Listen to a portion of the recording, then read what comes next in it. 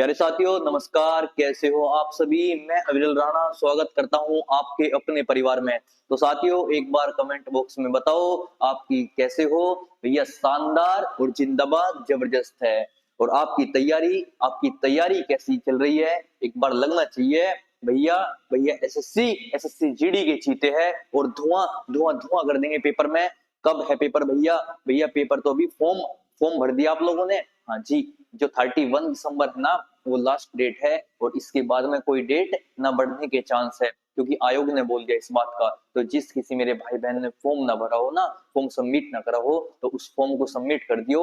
और form submit करके और लेके माँ सरस्वती का नाम और भैया तैयारी में एक रण में एक योद्धा की भांति लड़ने को तैयार रहना। क्योंकि क्योंकि दोस्त दोस्त ये एक परीक्षा है ना, और एक कलम और नोटबुक के जरिए ना हम अपनी स्थिति और परिस्थिति को बदल सकते हैं, उस घर के हालात को बदल सकते हैं, उस माता से दिया हुआ वो वादा पूरा कर सकते हैं। वो पिता जो सुबह अपने खेत में या अपनी मजदूरी पर चले जाते हैं, हम उनके सपनों को जो संजोए हुए हैं उन्हें पूरा कर सकते हैं। तो मेरे दोस्त वो माता वो आस लगाई बैठी है आप लोगों से। तो आप में एक वो दम और एक हुंकार भरनी चाहिए कि भैया हम इस बार उस परीक्षा की खोपड़ी में छेद करेंगे, उस परीक्षा में अपना अपना परचम लहराएंगे। और दोस्त जब परीक्षा हॉल से बाहर निकलोगे ना, अगर आप ये प्रैक्टिस सेट हमारे पूरे देख रहे हो ना, जब परीक्षा हॉल से बाहर निकलोगे तो भैया जी एक चेहरे पर स्माइल होगी, बोलोगे भैया अविरल भैया के प्रैक्टिस सेट से क्वेश्चन आया।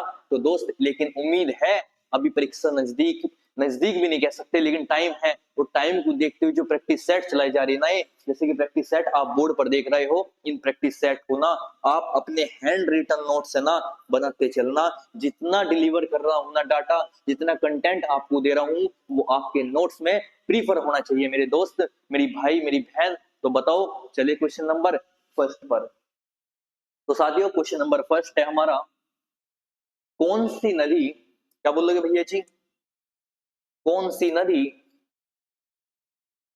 बेसिन 860,000 किलोमीटर स्क्वायर के क्षेत्र को कवर करती है और 11 भारतीय राज्यों में फैली है? ऐसी कौन सी नदी है जो 860? भैया जी क्या महानदी है क्या? अरे नहीं गुड्डा, नहीं भैया जी। क्या सिंधु बेसिन? अरे नहीं भैया, नहीं ना। ब्रह्मपुत्र कौन सी है? गंगा बेसिन है, अपनी पवित्र गंगा माता है। तो बताओ क्या गंगा नदी है? हाँ जी। तो बताओ क्या गंगा बेसिन है? हाँ जी। तो इसके बाद आप मुझे बताओ, गंगा की गंगा की गंगा की भारत में लंबाई कितनी है? यानी कि जो गंगा नदी हमारे भारत से होकर बहरी, वो कितने किलोमीटर में बहरी? तो आप लिखोगे भैया गंगा की भारत में जो लंबाई है ना, लेंथ है, तो कितनी बताओगे बच्चू? भैया भैया जी 25-25 है। कितनी बाबू? 25-25 है। जब भारत में 25-25 बहरी, तो भैया क्या उत्तर प्रदेश में भी तो बहरी होगी? हाँ जी, क्योंकि भारत के अंतर्गत उत्तर प्रदेश भी तो एक राज्य है। तो आप मुझे बताओ यूपी में कितनी लेंथ है? जो अपने उत्तर प्रदेश की बात करेंगे, यूपी में गंगा की लंबाई कितनी है? किसकी बोलोगे भैया जी? यानी कि गंगा की लंबाई उत्तर प्रदेश में कितनी है? तो गंगा की लंबाई, तो आप लिखोगे भैया, आप लिखो कितनी? 1450। कितनी? 1450। तो इस बात पर आप मुझे बताओ, अपने उत्तर प्रदेश में गंगा किस किस जनपद से प्रवेश करे? तो लिखो यूपी में गंगा, यूपी बोले तो भैया जी उत्तर प्रदेश में, उत्तर प्रदेश में गंगा, उत्तर प्रदेश में गंगा बिजनौर से प्रवेश करती है। भैया बिजनौर बिजनौर से प्रवेश करती है। भैया बिजनौर किस साइड है? अरे भैया सहारनपुर, मुजफ्फरनगर, बिजनौर, यही तो रूट है। बिजनौर से प्रवेश करती है। और बिजनौर में बता दूं आपको मैं, यूपी पुलिस के चीतो, इस बिजनौर में क्या है अपने नोट्स में लिख लियो। इस बिजनौर में ना सबसे बड़ा लकड़ी उद्योग है। क्या है बच्चा? लिख लो, लकड़ी उद्योग है। क्या है सबसे बड़ा?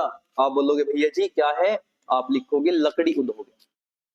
यूपी में कहा? बिजनौर में लकड़ी उद्योग है। क्या हुआ भैया? Would crafting. क्या बोल लो इंग्लिश में से? वुड क्राफ्टिंग कहाँ है? बिजनौर में। अब जब प्रवेश बिजनौर से कर लिया, क्या भैया एंड भी तो होगा इसका कुछ है। हाँ जी, जो यूपी में लिखो, यूपी में गंगा, उत्तर प्रदेश में, उत्तर प्रदेश में गंगा का निकास यानी कि कहां से बाहर जावे, किस जनपद से, किस जनपद से बाहर निकलती है।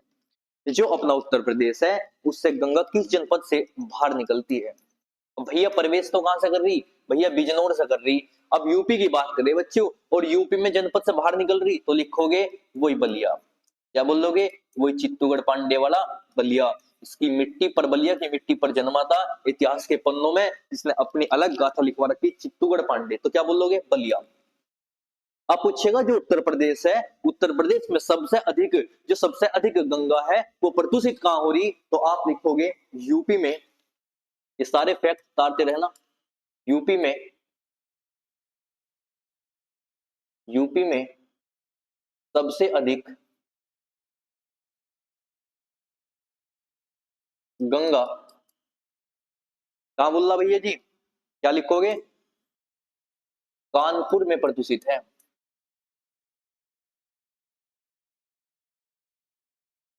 पूछेगा जो गंगा है वो कहां पे प्रदूषित हो रही सबसे ज्यादा, तो आप बताओगे उत्तर प्रदेश में गंगा जो प्रदूषित हो रही भैया वो कानपुर में हो रही। कहां हो रही मेरे भाई, कानपुर में। तो कानपुर, कानपुर किस लिए फेमस है यूपी में, भैया कानपुर में चमड़ा उद्योग है। क्या है बाबू, चमड़ा उद्योग है। और कानपुर कहां पड़ेगा, कानपुर पड़ेगा अपने उत्तर प्रदेश में। कहां पे, अपने उत्तर प्रदेश में। इतनी बात समझ आई। तो बताओ जो गंगा है, गंगा उत्तर प्रदेश के कितने जनपद से होकर बहरी, तो मैं आप लोगों को बताऊं उत्तर प्रदेश में अपने 75 जनपद है। भैया जनपद, डिस्ट्रिक्ट है 75, कितने, 75 डिस्ट्रिक्ट है। अब जो 75 डिस्ट्रिक्ट है उन 75 डिस्ट्रिक्ट में से जो गंगा है, लिख लो, गंगा यूपी के 28 जिलों से होकर बह रही। कितनों से, 75 में से, क्योंकि 76वां डिस्ट्रिक्ट बनने जा रहा मैं आप लोगों को बताऊं। तो बताओ गंगा यूपी के 28 जिलों से होकर बह रही, होकर बहती है। वैसे कितने डिस्ट्रिक्ट है हमारे यूपी में, 75, लेकिन गंगा कितनों से बह रही भैया जी, 28 से। कितनों से, 28 डिस्ट्रिक्ट से। कितनों से, 28 जनपद से। बताओ तो बेसिन गंगा कहाँ है भैया जी, गंगा बेसिन किसमें, जो 86 पॉइंट कुछ दे रखा और 11 भारतीय राज्यों से फैल ली। लेकिन सबसे भारत में कितनी गंगा प्रदूषित है भैया, कानपुर में प्रदूषित है उत्तर प्रदेश के। लेकिन भारत में गंगा की लंबाई कितनी, साथ साथ बोलो मेरे भैया जी, गंगा की लंबाई है 25 यूपी से कितनी होकर बह रही, 1450। और गंगा सबसे अधिक प्रदूषित कहाँ है, कानपुर में। इतनी बात क्लियर है। तो आप मुझे बताओ जो गंगा है उत्तर प्रदेश में प्रवेश कहां से करे, भैया बिजनौर से कर रही। कहां से कर रही गुड्डा, बिजनौर से कर रही। लेकिन भैया जी जो निकास है इसका बाहर कहां से निकल रही, उत्तर प्रदेश से, बलिया से निकल रही। लेकिन उत्तर प्रदेश में कितने जिलों से होकर बह रही भैया, 28 जिलों से होकर बह रही। और बताओ जो गंगा है उसे राष्ट्रीय दर्जा कब प्राप्त हुआ। अच्छा क्वेश्चन है बच्चे, रेलवे में पूछा गया क्वेश्चन है। मक्खी ना भैया सर्दी में बैठ रही इस पे। तो लिखो गंगा को राष्ट्रीय दर्जा कब प्राप्त हुआ, नेशनलिज्म दर्जा कब प्राप्त हुआ, गंगा को राष्ट्रीय दर्जा कब प्राप्त हुआ, कब प्राप्त हुआ, तो लिखोगे भैया जी, भैया प्राप्त हुआ 2008 में। कब, 2008 में। ये बात क्लियर है। तो गंगा को नेशनलिज्म राष्ट्रीय दर्जा कब प्राप्त हुआ, 2008 में प्राप्त हुआ। तो बताओ क्या समझ आया साथियों। नेक्स्ट क्वेश्चन है, अगर स्क्रीनशॉट लेना है ले लो भाई। तो साथियों नेक्स्ट क्वेश्चन है क्वेश्चन नंबर 2। राधा रेड्डी और कौशल्या रेड्डी की बेटी यामिनी रेड्डी एक नर्तकी है। क्या बोल दिए भैया, राधा रेड्डी और कौशल्या रेड्डी की बेटी एक नर्तकी। कौन से डांस है भैया, और मैंने आप लोगों को बताया था जो रेड्डी रूट शब्द है वो हमारा कहां से है भैया, कच्ची पूड़ी कौन खा लेगा, कच्ची पूड़ी अंधा व्यक्ति खा लेगा, अंधा व्यक्ति। तो अंधा व्यक्ति कहां से बोले, तो आंध्र प्रदेश से, आंध्र प्रदेश से। तो आप मुझे बताओ आंध्र प्रदेश। भैया जी कच्चीपुड़ी आंध्र प्रदेश। अब कच्चीपुड़ी आंध्र प्रदेश में तो खाई जाओगी, तो रेड्डी रूट शब्द कहां से हुआ? भैया कुचिपुड़ी से। और कुचिपुड़ी कहां का बताया मैंने आपको? अंधा व्यक्त आंध्र प्रदेश।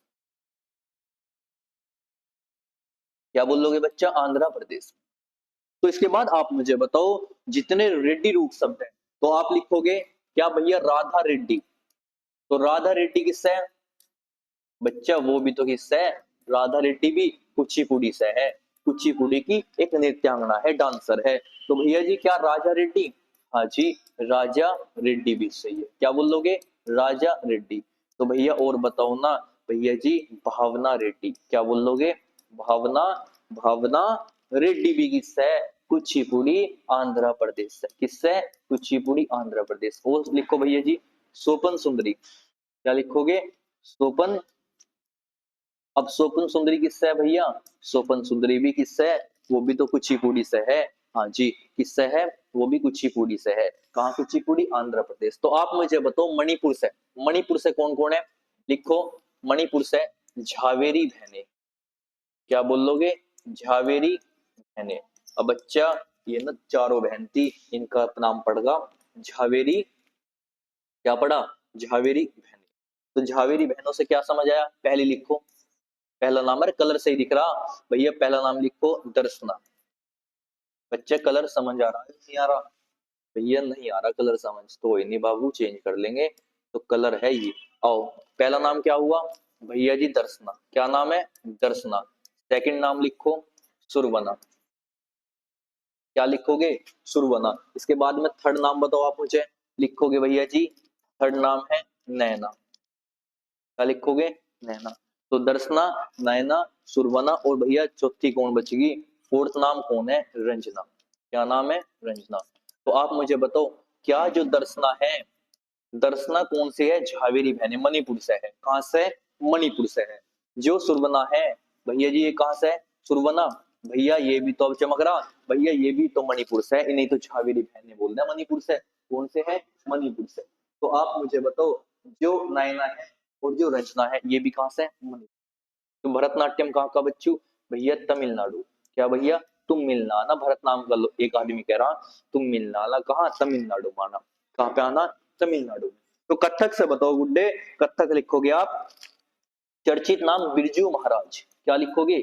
बिरजू महाराज। अब जो बिरजू महाराज थे, जो बिरजू महाराज थे, इनके पिता लिखो। क्या लिखोगे? पिता। इनके चाचा लिखो। कौन थे? चाचा। दोनों चर्चित चेहरे तीनों। तो जो बिरजू महाराज है किससे?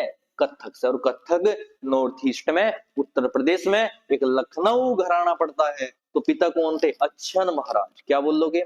अच्छन महाराज। अच्छन महाराज। और भैया चाचा, चाचा कौन? शंभू महाराज। क्या बोलोगे? हे शंभू, हे महादेव, शंभू महाराज। किससे? भैया जी ये भी तो हमारे कथक घराने से है।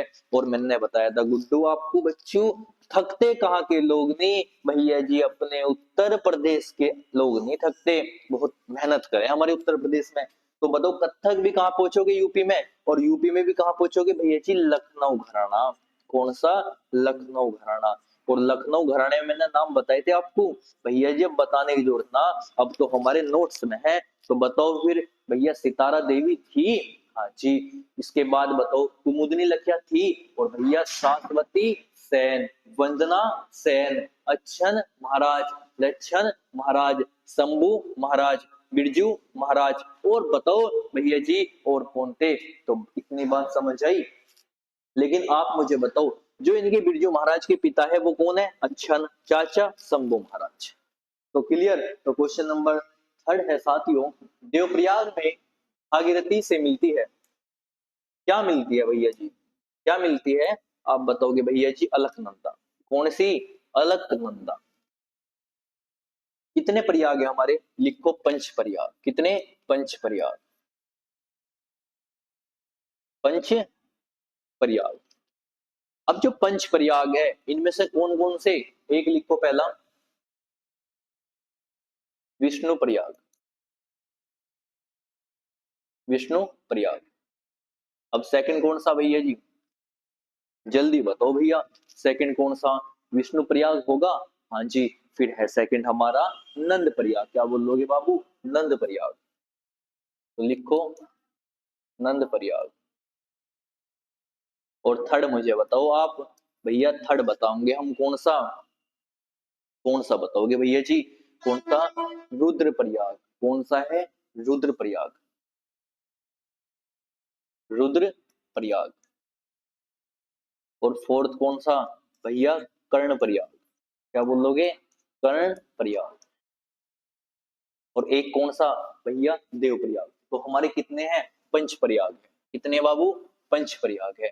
पहला विष्णु प्रयाग, दूसरा भैया, दूसरा आपने बताया ना नंद प्रयाग, तीसरा रुद्र और कर्ण प्रयाग। तो इसने बताया कहां से भय भैया? भागीरथी से अलकनंदा तक। इतनी बात समझ आई? तो आप मुझे बताओ, जो हमारा विष्णु प्रयाग है वो किससे किसके बीच बहता है भैया जी? मंदाकिनी। मंदाकिनी से किसके बीच भैया जी? अलकनंदा के बीच। तो इनकी लिख लो, लिखो, इसमें लिखो, लिखने की जरूरत नहीं, बस समझ गए ना आप लोग। भैया जी मंदाकिनी से किसके बीच बह रहे? मंदाकिनी से अलकनंदा के बीच। ये वाला बताओ भैया जी, ये वाला किसके बीच है? अरे भैया रफ क्यों हो रहा? नंद प्रयोग, नंद प्रयोग। ये वाला किसके बीच है भैया? आपने बताया तो नंदी प्रयाग से अलकनंदा के बीच। फिर सेम ये भी नंदी प्रयाग से अलकनंदा। इतनी बात समझ आई? तो आप मुझे बताओ एक बार कमेंट में, कितने प्रयाग है हमारे? पंच प्रयाग। पहला, पहला कौन सा? पहला है देव प्रयाग। फिर कौन सा? विष्णु प्रयाग। फिर कौन सा बाबू? फिर है हमारा कौन सा भैया? आप बताओगे रुद्र प्रयाग। और रुद्र के बाद में कौन सा? कर्ण प्रयाग। तो क्या कौन सी है? अलकनंदा। चलिए नेक्स्ट क्वेश्चन है साथियों, question number fourth. FIFA, FIFA विश्व कप, क्या बोलोगे? फीफा विश्व कप 2026 की मेजबानी भैया जी इंपोर्टेंट डाल दो। क्या डाल दोगे? इंपोर्टेंट। आपकी कोई ना कोई सी परीक्षा में ना क्वेश्चन छपेगा भाइयों। जो आप आगामी जितने भी हो ना, एसएससी जीडी और यूपी पुलिस और यूपी एसआई के जितने हमारे जीते हैं ना, वो किसी भी शिफ्ट में किसी की परीक्षा में कभी ना कभी क्वेश्चन जरूर आएगा, पूछेगा फीफा 2026 की मेजबानी किसके द्वारा की जाएगी? तो भैया क्या कनाडा के द्वारा? नहीं भैया, ब्राजील का तो कोई मतलब ही ना। अब तो क्लियर इतनी बात? तो ब्राजील का कोई मतलब नहीं। इसके बाद आप मुझे बताओ, क्या भैया यूएसए और ब्राजील चिली? अरे नहीं नहीं भाई नहीं। तो कनाडा, अर्जेंटीना? अरे अर्जेंटीना तो भैया 2022 में विन हो चुका। तो बचा कौन सा भैया? लिखोगे कनाडा, यूएसए और मैक्सिको द्वारा। कनाडा, यूएसए और मैक्सिको द्वारा। भैया जी ठंड में ना, ये ना ठंड में क्या बोलते हैं, मक्खी भी परेशान कर रही बोर्ड को। और जब मक्खी बोर्ड में बैठ गया ना, बोर्ड हैंग हो जा भैया। तो बताओ कनाडा और यूएसए और मैक्सिको में कब होगा? 2026 की मेजबानी करेगा फीफा विश्व कप। और फीफा का मतलब किससे है? आप बात करोगे भैया, फीफा का मतलब है फुटबॉल से, जहां से CR7 हमारे क्रिस्टियानो रोनाल्डो है। तो आप बताओ 2022 में कौन विन हुआ? लिखो 2022 में फीफा कहां हुआ था? इसमें विन कौन था? इसमें आप बताओ मुझे। इसके बाद उप विजेता कौन था? उप विजेता कौन था? तो लिखो तीनों चीज, लिखो तीनों चीज, लिखो इसमें, लिखो तीनों चीज लिखो। क्या लिखोगे भैया जी? 2022 में कहा हुआ? कतर, दोहा में। कतर कहां पड़ेगा? दोहा में। इसके बाद आप मुझे बताओ, जो विन हुआ कौन हुआ भैया जी? इसमें हुआ कौन? Argentina, Argentina. उपविजेता कौन था? जल्दी बताओ एक बार कमेंट में भैया जी। उपविजेता था इसमें फ्रांस। कौन था? फ्रांस। उपविजेता कौन था गुड्डा? भैया फ्रांस। इतनी बात समझ आई? तो जो अर्जेंटीना है 2022 वाला, अर्जेंटीना ने जीता। इसके बाद आप मुझे बताओ 2018 वाला कहां हुआ था फीफा? ये मक्खी नहीं मान रही आज। अरे भैया चली जा, क्यों ठंड में परेशान कर रही है? काहे परेशान कर रही है? बहुत समझ ना आती। 2018 लिख लो भैया, रूस में हुआ फीफा। कहां हुआ था? रूस में हुआ। और रूस में विजेता कौन था इसमें? लिखो विजेता, विजेता लिख लो इसमें। विजेता कौन था भैया इसमें? विजेता लिखो। फिर इसके बाद में उप विजेता लिखो, उप विजेता लिखो। तो इतना बताओ आप मुझे जल्दी कमेंट में। भैया कहाँ हुआ था? रूस में हुआ था। तो विजेता कौन था इसमें? भैया लिखेंगे फ्रांस था। कौन सा देश था? फ्रांस था। भैया फ्रांस विजेता था 2018 वाली फीफा में, हाँ जी। लेकिन आयोजित कहाँ हुआ? रूस में। और ये कहाँ आयोजित होगा? कतर, दोहा में। बड़ा चर्चित रहा बच्चा यो। इसके बाद उपविजेता कौन से थे भैया? उपविजेता लिखोगे ना आप, उपविजेता लिखोगे तो कौन भैया? एक एशिया। क्या बोलोगे? एक एशिया। एक एशिया उपविजेता। इतनी कंडीशन समझ आई। तो फीफा का संबंध किससे है बच्चों? भैया जी फुटबॉल मैच से संबंध है। और चर्चित नाम सुने आपने भैया जी, क्रिस्टियानो रोनाल्डो CR7 बेस्ट खिलाड़ी है। उनकी गाथा पढ़ना कभी, उनके ऊपर जीवनी है ना जो उनकी आत्मकथा है, उससे कभी समय मिले ना तो जरूर पढ़ना। एक तो आप पढ़ना APJ अब्दुल कलाम की विंग्स ऑफ फायर। क्या बोलोगे? विंग्स ऑफ फायर, अग्नि की उड़ान। अगर परीक्षा नजदीक है भाई अभी मत, जब कभी समय मिले ना जब जरूर पढ़ना। और एक दूसरी कौन सी पढ़ना भैया? दूसरी पढ़ना आई एम नॉट अथेस्ट, मैं नास्तिक क्यों हूँ, भगत सिंह की। अपने जीवन में ये दो बुक पढ़ती है भाई, करंट में भी। तो भाई चले क्वेश्चन नंबर 5 है हमारा।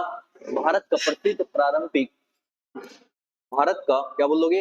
प्रसिद्ध पारंपरिक त्योहार छठ पूजा निम्नलिखित में से किस देवता को समर्पित है? चांद? अरे नहीं भैया जी, भगवान ब्रह्मा नहीं जी, भगवान शिव नहीं। कौन सा? सूर्य भगवान को समर्पित है। तो बताओ छठ कहाँ की त्योहार है? भैया छठ मैया। क्या बोलोगे? छठ तो बिहार का है। किसका है? बिहार का। अरे बताओ मेरे बिहार वाले दोस्तों, छठ पूजा, छठ पूजा कब आवे? तो आप बोलोगे भैया दीपावली, दीपावली के बाद छठ पूजा। कौन से में? कार्तिक माह में आवे। कब? कार्तिक माह की शुक्ल शुक्ल पक्षमी को षष्ठ में मनाई जा। कार्तिक माह की शुक्ल पक्षमी को षष्ठ में मनाई जा। तो लिख लो, यह है कब मनाई जा? कार्तिक माह में। और कार्तिक माह में कब? या कार्तिक माह में कब? शुक्ल पक्ष, शुक्ल पक्ष में षष्ठ। जब तो बोल रहा है छठी मैया। क्या बोल रहा है? छठ। तो इसके बाद आप मुझे बताओ छठ का त्योहार कितने दिन आयोजित हुए? क्या लिखोगे भैया? छठ का त्योहार कितने दिन आयोजित हुआ है? लिखो, छठ पर्व मुख्यतः, छठ पर्व मुख्यतः कितने दिन? 4 दिन आयोजित होता है। क्या बोलोगे? छठ पर्व मुख्यतः 4 दिन आयोजित होता है। कितने दिन? 4 दिन। तो आप मुझे बताओ पहला दिन। क्या बोलोगे? पहला दिन है भैया नहाए खाए, नहाए खाए। अब इससे क्या मतलब है भैया नहाए खाए से? ये नहाए खाए से मतलब है भैया जी, यानी कि आप जो भी हो, जितने श्रद्धालु हो, भक्त हो, आप पवित्र स्नान करोगे। सबसे पहले क्या करोगे? जो भक्त रहेंगे ना, जो भक्त रहेंगे वो क्या करेंगे? पवित्र स्नान। क्या करेंगे भैया? पवित्र स्नान। किस दिन? पहले दिन। अब जो पहला दिन है क्या करेंगे? पवित्र स्नान। उसके बाद में सेकंड लिखो। अब जो सेकंड डे आवेगा भैया, सेकंड डे लिखो। सेकंड डे, सेकंड डे क्या करोगे भैया जी? उपवास रखेंगे। क्या रखेंगे? उपवास। और उपवास भी भैया सुबह से शाम तक रखना। और शाम के टाइम में जब उपवास खोलने का वक्त आवेगा ना, तो गुड़, गुड़ और चावल से अपने उपवास को वहां पे खोल लेंगे। क्या बोलेंगे भैया जी? गुड़ और चावल से। क्या बोले? उपवास रखेंगे सेकंड डे। और शाम को किससे? गुड़ और चावल से। किससे? गुड़ और चावल से। तो क्या सेकंड डे क्या है? उपवास। पहले दिन क्या है? नहाए खाए। नहा के क्या करेंगे भैया जी? पवित्र स्नान, अपने भक्त रहेंगे। अब तीसरा दिन लिखो भैया जी, तीसरा दिन लिखो। लिखो थर्ड डे। थर्ड डे क्या करेंगे? संध्या की पूजा। संध्या। अब संध्या में क्या भैया जी? डूबते, डूबते क्या बोला? डूबते सूरज को जल देंगे। डूबते सूर्य को जल समर्पित करेंगे। जल समर्पित करेंगे। किसमें? तीसरे दिन समर्पित करेंगे। इतनी बात समझ भैया? चौथा डे बता दो आप। तो लिखो पूसा। पूसा। पूसा में क्या होगा भैया? उगते सूरज को जल दिया जाएगा। उगते सूर्य को, उगते सूर्य को जल समर्पित करेंगे। जल समर्पित करेंगे। तो बताओ छठ का पर्व, कमेंट बॉक्स में बाद में बताना, छठ का पर्व किस किस कि यहाँ पर बनता है। कौन कौन वीडियो देख रहे हैं, कहाँ से देख रहे हैं, एक बार बताना भैया। यूपी बिहार वालों, मेरे भाई हरियाणा वालों, राजस्थान वालों, तो आप मुझे बताओ जो उपवास है, पहले दिन क्या करा हमने भैया, पहले दिन नाइक खाई। जो पवित्र श्रद्धालु रहेंगे वो अपना स्नान करेंगे। हाँ जी। सेकंड डे उपवास, और शाम के टाइम में गुड़ और चावल से अपने उपवास को खोल लेंगे भैया जी, अपने फास्ट व्रत को। तो थर्ड में क्या है भैया, संध्या, यानी कि संध्या। संध्या का मतलब डूबते सूर्य को शाम के टाइम, शाम के टाइम क्या करेंगे, जल समर्पित कर देंगे। और फोर्थ में उषा, उगते सूर्य को, यानी कि मॉर्निंग में जो सूर्य रहेगा ना उगता हुआ, उसे जल समर्पित करते हैं। इतनी बात समझ आई। तो कहाँ पे मने छठ भैया जी, बिहार, बिहार का ना एक पवित्र फेस्टिवल है। इतनी बात क्लियर। तो चलो नेक्स्ट क्वेश्चन है साथियों, क्वेश्चन नंबर थर्ड। क्या बोल रहा इसने भैया, इसने बोला अलाउद्दीन खिलजी ने अपनी राजधानी किस नाम से बनाई थी। भैया अलाउद्दीन खिलजी ने बनाई सीरी नाम से। किस नाम से बनाई, सीरी नाम से। तो जो अलाउद्दीन खिलजी था, आप मुझे बताओ, जो अलाउद्दीन खिलजी था, क्योंकि खिलजी वंश था। हाँ जी। तो लिखो दिल्ली सल्तनत, दिल्ली सल्तनत। क्या लिखोगे भैया, दिल्ली सल्तनत। अब दिल्ली सल्तनत में कितने वंश हुए, लिखो कुल वंश 5। कितने वर्ष शासन करा दिल्ली सल्तनत ने, लिखो 320 साल। कितने साल, 320 साल। इसके बाद में कौन आगे थे भैया, मुगल भारत मान लिए थे। कौन आ लिए थे गुड्डा, मुगल भारत मान लिए थे। इसके बाद आप मुझे बताओ, जो खिलजी वंश है इसके संस्थापक कौन थे, लिखो खिलजी वंश के, क्या बोलोगे, खिलजी वंश के फाउंडर कौन थे, संस्थापक। खिलजी वंश के संस्थापक कौन थे, तो आप बताओ ना भैया, संस्थापक फाउंडर कौन थे इसके। तो लिखोगे संस्थापक थे जलालुद्दीन खिलजी। क्या बोलोगे, जलालुद्दीन खिलजी। इतनी बात समझ आई। अब जलालुद्दीन खिलजी क्या लगे थे अलाउद्दीन के, भैया जी अलाउद्दीन खिलजी के ना, इस अलाउद्दीन खिलजी ने अपनी राजधानी क्या बनाई, सीरी। और जो अलाउद्दीन खिलजी था इसके चाचा थे, और चाचा थे और साथ में ससुर भी थे। इतनी बात समझ आई। तो आप मुझे बताओ, क्या इन्होंने इनकी मृत्यु करी, हाँ जी। अलाउद्दीन खिलजी ने, लिखो अलाउद्दीन ने अपने चाचा जान की मृत्यु कर दी। अपने चाचा तथा ससुर, क्या भैया दोनों लगते थे, हाँ जी। चाचा तथा ससुर की हत्या कर दी, हत्या कर दी। किसने, अलाउद्दीन खिलजी ने। अब चाचा कौन थे भैया, चाचा तो इनके ये थे, कौन थे, जलालुद्दीन। तो चाचा कौन हुए, जलालुद्दीन, जलालुद्दीन। अब जलालुद्दीन कौन थे भैया, खिलजी वंश की स्थापना करी थी इन्होंने। कब भैया जी, 1290 से 1320 तक खिलजी वंश का शासन रहा। किसका रहा, लिख लो 1290 से 1320 तक कौन रहा, खिलजी वंश। इतनी बात समझ आई। तो आप मुझे बताओ, जो अलाउद्दीन खिलजी थे इसने अपनी कैपिटल क्या बनाई, सीरी। तो अलाउद्दीन खिलजी जो थे, एक बार क्या हुआ, इन्हें अपने दरबार में ना, अपने दरबार में जो अलाउद्दीन खिलजी थे, इनके चाचा भी थे जलालुद्दीन, और इनके ससुर भी लगे थे, वही कौन, जलालुद्दीन। अब जलालुद्दीन कौन भैया, जिसने खिलजी वंश की स्थापना करी थी। तो गुजरात विजय के उपलक्ष्य से कहानी है, थोड़ा कलम नीचे रख के सुनना। तो गुजरात विजय के उपलक्ष्य में क्या हुआ, जब गुजरात की विजय हुई, और गुजरात विजय के उपलक्ष्य में गुजरात से लाए एक ये मलिक काफूर नाम के, इसलिए मलिक काफूर नाम का एक व्यक्ति था, जिसे 1000 रुपए में खरीदा गया।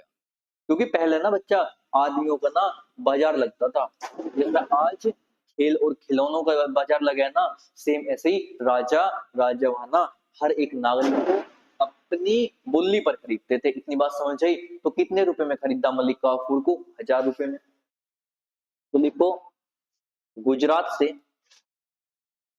गुजरात से मलिक काफूर कितने, भैया इसका नाम बताओ, 1000 दिनारी। क्या नाम है इसका, 1000 दिनारी। तो लिखो 1000 दिनारी। अब 1000 दिनारी क्यों बोल रहा बच्चा? भैया 1000 दिनारी इसलिए बोला गया क्योंकि कितने रुपए में खरीदा गया था ये वैक्स? 1000 में। अब किसकी सेवा में लाया गया? भैया जी इसका सेनापति बना अलाउद्दीन का। तो सेनापति किसका बना? मलिक काफूर, अलाउद्दीन का।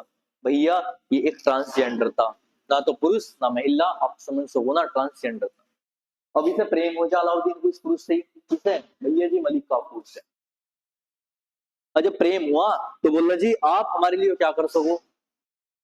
जान ले सको? बोला जी जान दे भी सके हम तो। बोला जान दे सको? हाँ जी। और जान ले सको? हाँ जी। तो बोला जान ले लो फिर। तो किसकी? भैया इसकी, अपने चाचा की।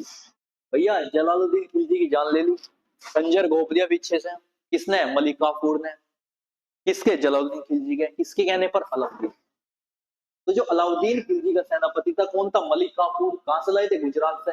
कितने रुपए में? 1000 रुपए में खरीद कर। और इसी 1000 रुपए वाले मलिक काफूर ने किसकी हत्या कर दी थी? जलालुद्दीन खिलजी की हत्या। किसके कहने पर? अलाउद्दीन के कहने पर। तो जब जलालुद्दीन खिलजी की मृत्यु होगी उसके बाद में गद्दी का संस्थापक कौन बनेगा था? अलाउद्दीन खिलजी। और अलाउद्दीन खिलजी को बताया जा इस मलिक काफूर से बेपना प्यार था जितना अपनी बीवियों से भी नहीं था। तो स्टेटमेंट तो अलग अलग है, विचारधारा अलग अलग निकल गई, लेकिन अलाउद्दीन खिलजी के कुछ कार्य लिख लो आप इसमें। लिखो अलाउद्दीन खिलजी के कुछ कार्य। लिखो अलाउद्दीन खिलजी। क्या लिखोगे भैया जी? अलाउद्दीन। एक तो इसने अपनी जो सेना थी उस सेना को सबसे पहले नगद वेतन। अगर आप सुबह वहां पे गए सेना में, वहां पे आप सबमिट भर्ती हुए तो आपको नगद वेतन दिया जाएगा शाम के टाइम। क्या? नगद वेतन की प्रथा किसने चलाई? नगद वेतन। नगद वेतन प्रथा किसने चलाई? भैया अलाउद्दीन ने। इसके अलावा हुलिया बदलना, जो इसकी सेना थी, हुलिया प्रथा, यानी कि अपनी सेना को जब कभी भी ये किसी युद्ध पर ले जाता था तो उसका हुलिया बदलवा देता, चेहरा। तो हुलिया प्रथा किसने? भैया जी अलाउद्दीन ने। और बताओ, बाजार नियंत्रण प्रणाली। बाजार नियंत्रण प्रणाली यानी कि जो बाजार है, जो मार्केट है, जो मार्केट है ना, बाजार नियंत्रण प्रणाली का मतलब है जब बाजार रहेगा तो मिनिमम मिनिमम रेट पर वो चीज मिलेगी आपको। किसने करवाया? अलाउद्दीन खिलजी ने। तो जो अलाउद्दीन खिलजी था कार्य बहुत करे भैया जी, इसने कार्य बहुत करे। तो अलाउद्दीन खिलजी का भैया जी कहां हुई? राजधानी क्या बनाई थी इसने? सिरिकू बनाया। किसे बनाया था? सिरिकू। इसका कार्यकाल और बता दो, 1296 से 1316। क्या लिख लोगे? 1296 से नोट्स में लिख लियो, 1316 अलाउद्दीन का कार्यकाल हुआ। इतनी बात समझ। तो खिलजी वंश के फाउंडर कौन थे? जलालुद्दीन। लेकिन अगर पूछे वास्तविक गद्दी पर सत्ताधारियों के रूप में अपना सत्ता धारण करने वाला कौन था? अलाउद्दीन खिलजी। और कहानी तो बड़ी लंबी, अगले प्रैक्टिस सेट में बताऊंगे। इस अलाउद्दीन ने माता पद्मावती, जब पद्मावती जोड़ कर ले, वो कहानी स्टेटमेंट इसकी है। जो कहां पहुंच जाए? राजस्थान में, राजा रतन सिंह के यहाँ। अब राजा रतन सिंह की वाइफ कौन थी? पद्मावती। तो जो राजा रतन सिंह थे उनके दो सेनापति थे, गोरा और बादल।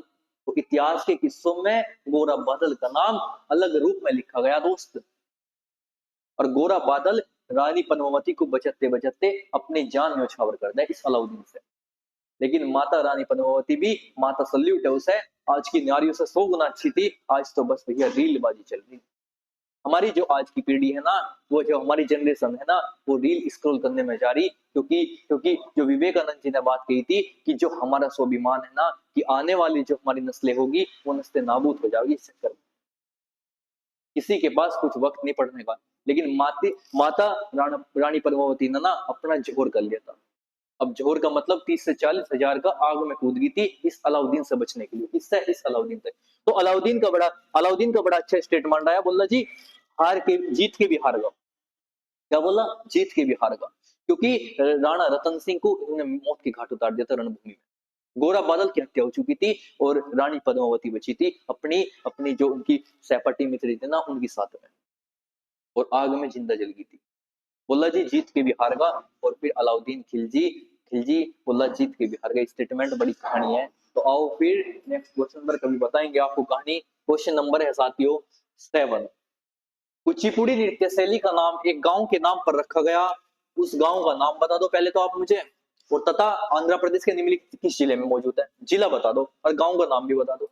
तो जिला तो भैया जी कृष्णा जिला है। कौन सा बच्चों? कृष्णा जिला। अब कृष्णा जिले में भी कौन सा गांव है? लिख लो भैया जी। गांव है हमारा कौन सा? कुचेलापुरम गांव। कौन सा? कुचेलापुरम गांव। कुचिपुड़ी कहाँ का नृत्य है भैया जी? आंध्र प्रदेश का। कहाँ का? आंध्र प्रदेश। अभी बताया ना मैंने, जितने रेड्डी शब्द है ना वो सब किससे है? कुचिपुड़ी से रेड्डी शब्द। तो कृष्णा जिले। तो चर्चित बताओ भैया जी और कुछ लिख लो। कुचिपुड़ी, कुचिपुड़ी नृत्य की मसाल कौन है? कुचिपुड़ी नृत्य की मसाल कौन है? मसाल ऑफ कुचिपुड़ी। मसाल क्या लिखोगे भैया? यामिनी कृष्णमूर्ति। अरे मनी कहाँ नहीं रुकती भैया, आओ। यामिनी क्या बोलोगे? यामिनी कृष्णमूर्ति भैया जी, कृष्णमूर्ति। और इनकी चर्चित बुक भी तो है बच्चों। हाँ भैया, क्या बुक है इनकी? A passion for dance. क्या लिखोगे? अ पैशन फॉर डांस इनकी बुक है। बड़ी प्यारी बुक है इनकी। क्या लिखोगे? A passion for dance. A passion for dance. A passion for dance. ये अपना पैशन है भैया, ये डांस करना। किसने लिखी थी? यामिनी कृष्णमूर्ति ने। और मसाल ऑफ कुचिपुड़ी। इतनी बात समझ आई? तो आप मुझे बताओ, जो हमारा कुचिपुड़ी है भैया, कुचिपुड़ी कहाँ पे? हमारा कुचेलापुरम गांव में। और कौन सा जिला? कृष्णा जिला। इतनी बात क्लियर? और इसमें से भी नाम आते, कौन सा नाम था जो कुचिपुड़ी से रिलेटेड है? राधा रेड्डी लिखवाया था अभी। हाँ जी, राजा रेड्डी और भावना रेड्डी और सोपन सुंदरी। ये किससे डांस करेगी भैया? कुचिपुड़ी शास्त्रीय नृत्य, क्लासिकल डांस से। कहाँ पे? आंध्र प्रदेश से। इतनी क्लियर हुई बात? तो बताओ, चले नेक्स्ट क्वेश्चन आती हो। क्वेश्चन नंबर है हमारा, भारत के उपराष्ट्रपति के रूप में, भारत के उपराष्ट्रपति के रूप में चुनाव के लिए पात्रता के बारे में निम्नलिखित में से कौन सा कथन सही नहीं है? आपको सबसे पहले ध्यान देना इस चीज पे, एग्जाम में भी जो सही नहीं है। अब नहीं बोल रहा है तो आप बताओ। वह भारत का नागरिक होना चाहिए। अरे भैया, कोई उपराष्ट्रपति का अगर वाइस प्रेसिडेंट का कोई चुनाव लड़ता है तो सबसे पहले भारत का नागरिक होना चाहिए। बिल्कुल बात सही है भाई। चलो जी। उसे 35 वर्ष की आयु पूरी करनी चाहिए। बिल्कुल जी। वो 35 वर्ष आयु पूरी कर चुका हो जब भारत का राष्ट्रपति या उपराष्ट्रपति बनेगा, ये भी सही है। उसे लाभ का कोई पद नहीं रखना चाहिए। अब लाभ के पद का मतलब वो गवर्नमेंट जॉब पर ना हो। क्या बच्चा? वो सरकारी नौकरी पर ना हो। राष्ट्रपति या उपराष्ट्रपति नहीं बन सकता। बात बिल्कुल सही है। लेकिन इसने बोला उन्हें लोकसभा के सदस्य में चुनाव के लिए योग्य होना चाहिए। नहीं भैया, लोकसभा जरूरी नहीं है। लोकसभा जरूरी नहीं है तो जरूरी क्या है भैया? जरूर लिख लो फिर। क्या है? राज्यसभा। क्या जरूरी बच्चों? राज्यसभा। इतनी बात क्लियर हुई? तो आप मुझे बताओ भैया, लिखो भारत के प्रथम राष्ट्रपति। लिखो।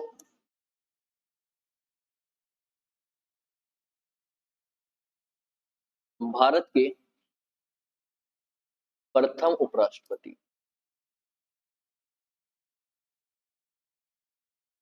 भारत के प्रथम उपराष्ट्रपति कौन है? हमारे वाइस प्रेसिडेंट प्रथम। भैया लिखोगे प्रथम उपराष्ट्रपति है हमारे कौन? भैया जी, भैया जी कौन? डॉक्टर सर्वपल्ली राधाकृष्णन। डॉक्टर क्या लिखोगे? सर्वपल्ली राधाकृष्णन। राधाकृष्णन। और जो ये राधाकृष्णन थे, ये ही चलकर भारत के सेकंड राष्ट्रपति बने। क्या बने? सेकंड राष्ट्रपति। लिखो, ये ही सेकंड राष्ट्रपति बने भारत के। सेकंड क्या बने? राष्ट्रपति। पहले क्या थे भैया? पहले है उपराष्ट्रपति। अब सेकंड क्या बने बाबू? सेकंड बने ये राष्ट्रपति। इनका जो जन्म हुआ था, मैं आप लोगों को बताऊं, वो तमिलनाडु के एक जिले में हुआ। क्या बोल लोगे भैया जी? इनका जन्म जो हुआ सर्वपल्ली राधाकृष्ण का, इनका जन्म लिख लो बच्चा, इनका जो जन्म हुआ ना, इनका जन्म हुआ तमिलनाडु में। कहाँ हुआ? तमिलनाडु में। और भैया इनके ऊपर ही भारत में शिक्षक दिवस मनाया जा। क्या मनाया जा? Teachers day. जो हम गांव, स्कूल, गली, मोहल्ले, शहर, कस्बे में एक टीचर्स डे सेलिब्रेशन करते हैं, स्कूल में, हाँ जी, कॉलेज में करते हैं, तो वो किनके उपलक्ष्य में मनाया जा? डॉक्टर सर्वपल्ली राधाकृष्ण, जो भारत के पहले उपराष्ट्रपति और भारत के दूसरे राष्ट्रपति बने। कब मनाया जा टीचर्स डे? 5 सितंबर। तो भैया 5 सितंबर, क्योंकि 5 सितंबर 1888 को इनका जन्म हुआ था। कब हुआ था? 5 सितंबर 1888 को क्या हुआ? इनका जन्म हुआ। जन्म कहाँ हुआ? तमिलनाडु में। और जब जन्म हुआ, इनके उपलक्ष्य में क्या मनाया गया? Teachers day. क्या मनाया जा बच्चा? Teachers day. भारत में सेलिब्रेशन हो गया। हाँ जी, हम सेलिब्रेशन करे तो है, टीचर्स डे मनाया। तो आप मुझे बताओ, महिलाओं के लिए प्रथम भारत में स्कूल खोलने वाली कौन महिला थी वे? तो आप लिखोगे भैया ज्योतिबा फुले। भारत में सबसे पहले महिलाओं को जो स्कूल, जो एक गर्ल्स, जो एक लड़कियों को स्कूल में पहुंचाया गया, वो किसे? ज्योतिबा फुले। बोलो कि सावित्री बाई फुले। ये दो चर्चित नाम है। इन्होंने स्कूल खोला और अपने दम पर स्कूल चलाया भारत में पहली बार। आप सोच सको क्या एक पल रहा होगा जब अपना स्कूल खोल के भारत में, जब एक शिक्षा का ब्रिटिश रूल ने एक ढांचा बनाकर धर दिया था, लेकिन उस टाइम पे ज्योतिबा फुले और सावित्री बाई फुले ने स्कूल खोला। तो महिलाओं के लिए किसने? सावित्री बाई फुले। तो इतनी बात समझ आई। तो टीचर्स डे किसके ऊपर? इनके ऊपर। आप मुझे बताओ, जो हमारे वर्तमान राष्ट्रपति है कौन है? उपराष्ट्रपति। लिखो वर्तमान उपराष्ट्रपति कौन है? सीपी राधाकृष्णन। सीपी राधा कृष्णन। भैया अभी तो चेंज हुए ये। हाँ जी, अगस्त चेंज हुए। इससे पहले कौन थे भैया? इससे पहले हमारे वर्तमान 2025 में, 2025 में कौन थे भैया जी? 2025 में हमारे थे जगदीप धनखड़, अगस्त से पहले। लेकिन 2025 में वर्तमान में कौन है अभी? भैया राधा कृष्ण चुने गए अगस्त के बाद। पहले जगदीप धनखड़ थे। इसके बाद आप मुझे बताओ कौन से आर्टिकल में है सब कुछ?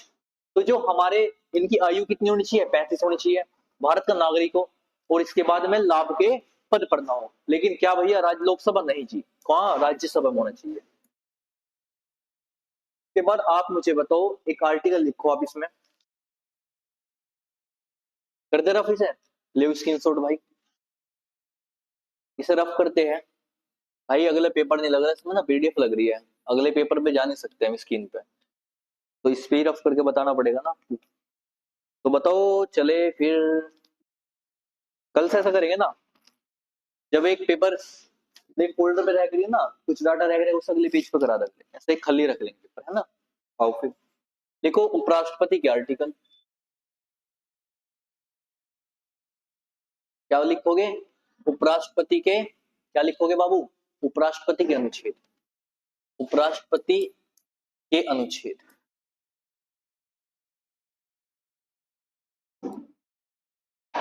एक ट्रिक है बड़ी प्यारी, लिखो उसका उसका निकाह, उसका निकाह किससे हुआ? उसका निकाह किससे हुआ? शनि से। किससे हुआ? उसका निकाह शनि से होगा भाई, थी कोई या था कोई, है ना। उसका निकाह किससे हुआ? शनि से हुआ। आओ फिर, तो उसे क्या बना भैया जी? उपराष्ट्रपति। उपराष्ट्रपति, उसका निकाह क्या बोलेंगे? शनि से हुआ। मन मन में बोल लो उसका निकाह शनि से। कौन सा आर्टिकल है? लिखो आर्टिकल 63। तो आर्टिकल 63 क्या बात कह रहा कि भारत में एक उपराष्ट्रपति होगा। कौन? भारत में एक उपराष्ट्रपति होगा, आर्टिकल 63। लिखो आर्टिकल 64। अब उपराष्ट्रपति क्या रहेगा भैया? भैया उपराष्ट्रपति साहब सभापति रहेंगे। क्या रहेंगे? सभापति। फिर लिखो आर्टिकल 65। भैया क्या कार्य? कार्य भी तो रहेंगे इनके कुछ, हाँ जी। फिर लिखो आर्टिकल 66। भैया जी निर्वाचन, अब इलेक्शन भी तो होगा, हाँ जी। क्या होगा? निर्वाचन। फिर लिखो आर्टिकल 67 कार्यपालिका। क्या लिखोगे? कार्यपालिका। कौन से आर्टिकल में? भैया जी अनुच्छेद 67 में कार्यपालिका। इसके बाद लिखो, क्या लिखोगे भैया जी? इसके बाद लिखो आर्टिकल 68। अब 68 में क्या है भैया जी? 68 में क्या दे रखा? 68 में है समय। अब कितने समय को चुने जाए भैया जी? 5 वर्ष को। कितने समय को? 5 वर्ष के लिए चुने जाओ उपराष्ट्रपति। के बाद में आर्टिकल 69 में क्या है भैया जी? शपथ। अरे शपथ भी तो दिलाओगे ना कोई। हाँ जी, उपराष्ट्रपति को शपथ राष्ट्रपति साहब दिलाओगे, राज्यपाल को शपथ राष्ट्रपति साहब दिलाओगे, लेकिन मुख्यमंत्री को शपथ राज्यपाल दिलाओगे। तो जो उपराष्ट्रपति है इन्हें शपथ कौन दिलाओगे भैया जी? उपराष्ट्रपति को। इनसे ऊपर हेड कौन है? इनसे ऊपर हेड है भैया राष्ट्रपति साहब। कौन? राष्ट्रपति। इतनी बात समझ आई? के बाद में आप मुझे बताओ नीचे क्या है? आर्टिकल 70 लिखो, निर्वहन। क्या लिखोगे? निर्वहन। तो निर्वहन कौन से आर्टिकल में? ये कुछ आर्टिकल है, अपने नोट्स में, हैंड रिटन नोट्स में अपने राइट कर लियो मेरे बाबू। तो उपराष्ट्रपति कौन से आर्टिकल में कि भारत के उपराष्ट्रपति होगा? आर्टिकल भैया 63 में। किसमें? 63 में। ऊ से क्या बना? उपराष्ट्रपति। अब भैया उस उसका निकाह किससे होता? शनि से होता भैया। किससे? शनि से। तो उपराष्ट्रपति, सभापति और कार्य, और मेरे साथ बोल लो, निर्वाचन, कार्यपालिका, समय, शपथ और निर्वहन। इतनी कंडीशन समझ आई? तो साथियों नेक्स्ट क्वेश्चन नंबर 9 है, महात्मा गांधी जी को पहली बार हरियाणा के, क्या बोला? महात्मा गांधी जी को पहली बार हरियाणा के किस रेलवे स्टेशन से गिरफ्तार किया गया था? पलवल, अमृतसर। भैया जी अमृतसर तो पंजाब में। इतने तो हम जागरूक छात्र है भैया, अच्छे बुरे की पहचान और जगह का भी पता हमें। तो अमृतसर कहाँ है? पंजाब में। तो इसने बात हरियाणा की करी ना बाबू। पंचकुला? नहीं भैया, नहीं भैया। कालका? अरे नहीं भैया। कहाँ पे? पलवल में। कहाँ पे? पलवल में। कब गिरफ्तारी हुई थी इनकी? लिखो गिरफ्तारी। गिरफ्तारी हुई महात्मा गांधी जी की 10 अगस्त 10 अगस्त 10 अगस्त 1919। कब? 10 अगस्त 1919 को। तो महात्मा गांधी जी टोटल कितनी बार जेल गए ये बताओ आप मुझे? तो लिखो भैया टोटल महात्मा गांधी जी 13 बार जेल में गए। कितनी बार गए? 13 बार। लिखो कुल जेल में कितनी बार गए भैया? कितनी? कितनी? 13 बार। अब महात्मा गांधी जी पहली बार जेल कब गए? लिखो। एमएच लिख दूं? अरे बताओ ना गुड़िया, एमएच लिख दूं? हाँ जी भैया शॉर्ट में लिख दो महात्मा गांधी जी। एमएच महात्मा गांधी। महात्मा गांधी जी, महात्मा गांधी जी प्रथम बार, प्रथम बार जेल कब गए? जेल कब गए? अब कब गए थे भैया महात्मा गांधी जी प्रथम बार? भैया जी अफ्रीका में पकड़े गए थे। कहाँ पे? अफ्रीका में। तो अफ्रीका में कब? तो आओ फिर लिखो अफ्रीका। तो अफ्रीका में 10 जनवरी 1908 को। कहाँ पे? 10 जनवरी 1908 को प्रथम बार जेल में गई। इसके बाद बताओ महात्मा गांधी जी का जन्म कहाँ हुआ? लिखो जन्म। जन्म कहाँ हुआ? किसका? महात्मा गांधी जी का। तो महात्मा गांधी जी का जन्म हुआ भैया जी, महात्मा गांधी जी का जन्म हुआ कहाँ भैया? 2 अक्टूबर 2 अक्टूबर 1869 को। कहाँ पे? पोरबंदर गुजरात में। पोरबंदर गुजरात में हुआ।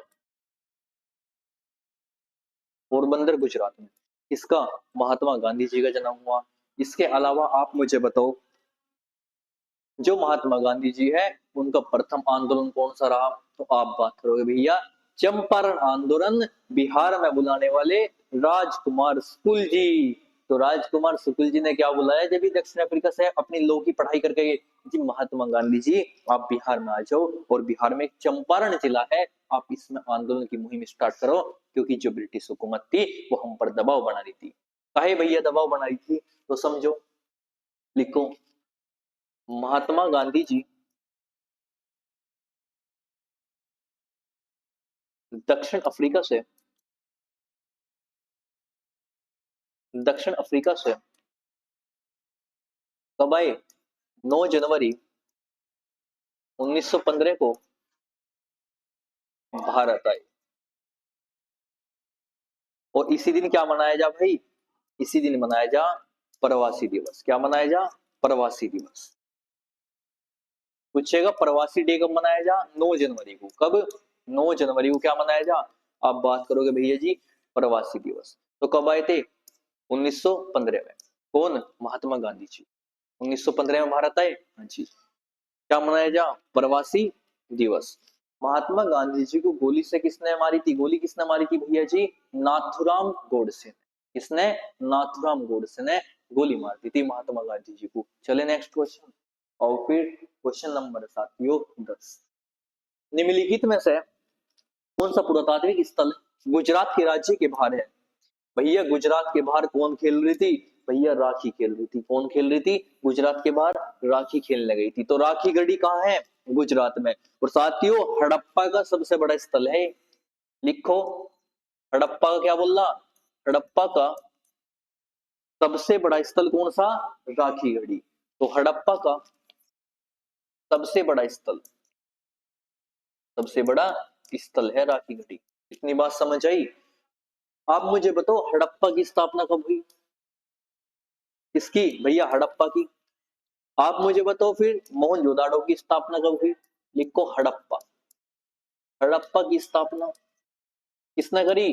भैया जवाब आना चाहिए, लगना चाहिए कि तुम एक एसएससी जीडी के स्वाभिमानी छात्र हो, जो अपने अपने हित अपने कर्म पर विश्वास रखते हो। तो अपने बताओ भैया जी, कर्म और कलम दोनों में, कर्म और कलम पर, और अपने आप पर भी अपने गुरु पर भी। तो बताओ फिर आप मुझे हड़प्पा की स्थापना कब हुई? भैया जी 1921। क्या बोलोगे? 1921। कब हुई? 1921। किसने करी? दयाराम साहनी ने। दया आ गई थी राम को किस पे? साहनी साहब पर, दयाराम साहनी ने। के बाद में आप मुझे बताओ, आप मुझे बताओ मोहनजोदड़ो की स्थापना किसने करी? लिखो फिर। भैया ये करी किसने? आरडी आरडी बैनर्जी 1922, 1922 में राखल दास बैनर्जी। किसने? राखल दास बैनर्जी ने करी। किसकी? मोहनजोदड़ो। इसका मतलब क्या हुआ है? इसका अर्थ है मृतकों का टीला। क्या अर्थ है? मृतकों का, क्या बोलोगे बच्चों? मृतकों का टीला, मृतकों का टीला। किस भाषा का शब्द है? भैया यह है सिंध भाषा का शब्द है, सिंध भाषा का शब्द है। तो आप मुझे बताओ जो हड़प्पा शहर है, हड़प्पा शहर किस नदी पर बसा हुआ है? तो जवाब आओगे भैया जी रावी नदी पर। कहां पे? हड़प्पा है रावी नदी पर, रावी नदी। तो आप मुझे बताओ फिर भैया मोहनजोदाड़ो है सिंधु नदी पर। कहां पे? सिंधु नदी पर। कौन सी पर? भैया लिखेंगे, लिखोगे सिंधु नदी पर। और ये कहां पे?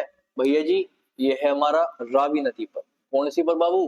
रावी नदी पर। कौन सा? हड़प्पा। इतनी बात समझ आई? तो राखी गढ़ी। तो बताओ धोलावीरा कहाँ है? भैया जी ये है गुजर गई रात, कहाँ? गुजरात में। फिर बताओ रंगपुर कहाँ है? अरे रंगपुर, रंगपुर भी तो भैया गुजरात, और गुजरात की कैपिटल अहमदाबाद। क्या बोलोगे? ये भी गुजरात में भैया जी। और अमरपुरा भैया जी हरियाणा में कई गांव है ऐसे, भारत में कई गांव है, कई ब्लॉक है ऐसे अमरपुरा नाम के, इससे कोई साक्ष्य नहीं है हमारे सिद्धू घाटी से। इतनी बात समझ आई? तो कौन सा है? राखी गढ़ी। तो चलिए नेक्स्ट क्वेश्चन है साथियों, क्वेश्चन नंबर 11 है, निम्नलिखित में से किस शासक ने जीतल नामक तांबे के सिक्के जारी किए? कौन से? जीतल नामक। कौन से किए भैया जी? जीतल नामक। तो किसने करे? भैया जी मोहम्मद बिन तुगलक नहीं जी नहीं, इल्तुतमिश, इल्तुतमिश। कार्यकाल बता दो एक बार, या लिखो कार्यकाल इसका फिर, लिखो फिर। किससे? 1211 से 1236। आप मुझे बताओ फिर इसके बारे में थोड़ा सा, क्या बताओगे? लिखो भैया जी, इल्तुतमिश ने क्या क्या करा, लिखो।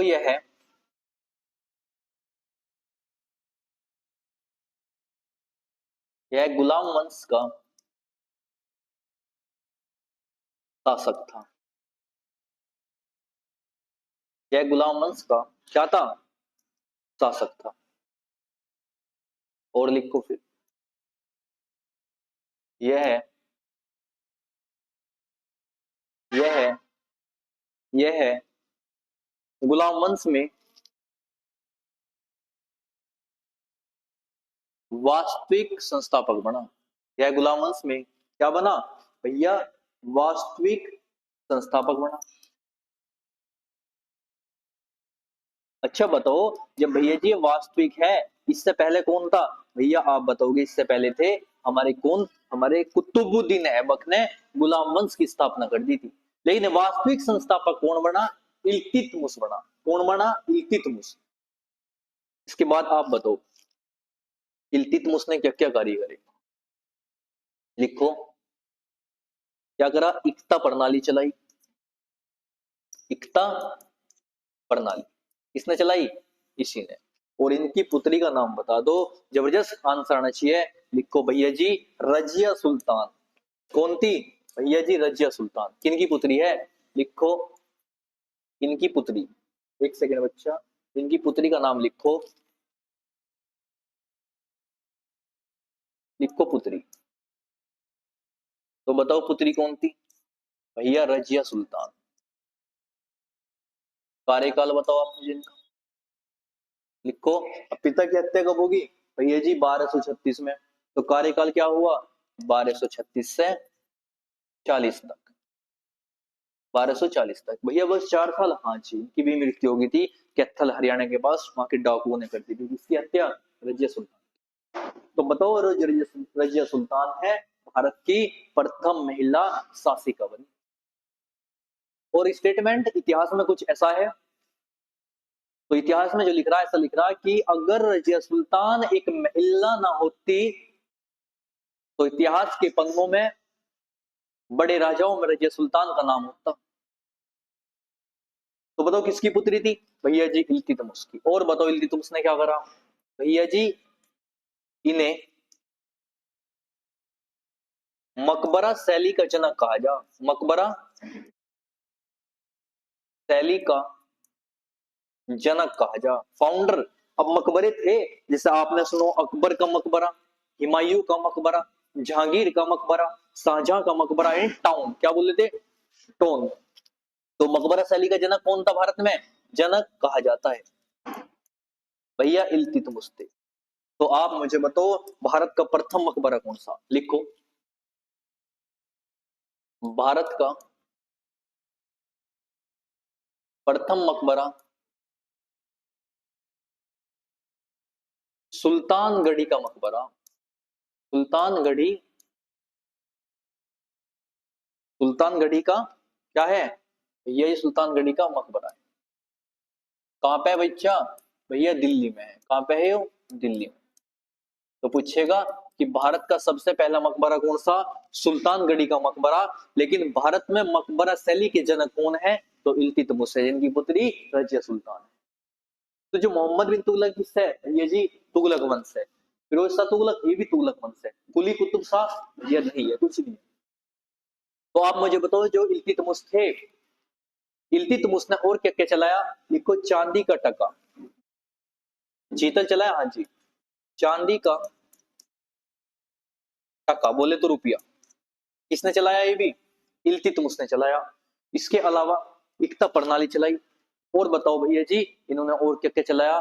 फैसला प्रथा नहीं जी, इतनी बात समझ आई। तो जो निम्नलिखित में से जीतल नामक तांबे के सिक्के किसने चलाए? भैया इल्तुतमिश ने। और चांदी का टका भी किसने चलाया? इल्तुतमिश ने। मकबरा शैली का जनक है। हाँ जी। तो आओ फिर अगला क्वेश्चन है साथियों, क्वेश्चन नंबर 12 है, नीलम संजीव रेड्डी भारत के कौन से क्रम के राष्ट्रपति थे? पूछेगा कौन से क्रम के। भैया जी ये थे छठे क्रम। कौन से? छठे। तो फिर बताओ, फिर पांचवे कौन थे? तो आप लिखोगे जो पांचवे थे, पांचवे थे हमारे कौन भैया फकरुद्दीन अहमद। कौन थे फकरुद्दीन अहमद थे। कौन से भैया जी पांचवे। कौन से थे पांचवे। तो फकरुद्दीन अहमद थे भैया वो वाली आदत पड़ रही पेन वाली। अरे पेन नहीं भैया जी ऐसा पेन है अपनी आदत हुई। तो फकरुद्दीन अहमद कौन से थे पांचवे नंबर के। इसके बाद आप मुझे बताओ तो सातवें कौन थे भैया सातवें थे कौन कौन थे ज्ञानी जेल सिंह। ज्ञानी जेल सिंह पहले सिख राष्ट्रपति है बाबू ये ब्रैकेट में लिख लियो पहले सिख राष्ट्रपति। पहले सिख प्रेसिडेंट सिख राष्ट्रपति। इसके बाद बताओ आठवें कौन थे आर वेंकट रमन। क्या बोलोगे आर वेंकट रमन। तो छठे तो जो संजीव रेड्डी थे ये छठे लिखो ये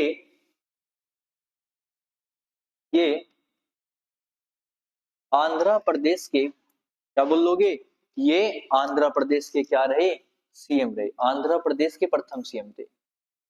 कहां के भैया आंध्र प्रदेश के प्रथम फर्स्ट चीफ मिनिस्टर थे। क्या थे सीएम थे कौन संजीव रेड्डी। कौन थे संजीव रेड्डी। कहां के थे भैया जी आंध्र प्रदेश के।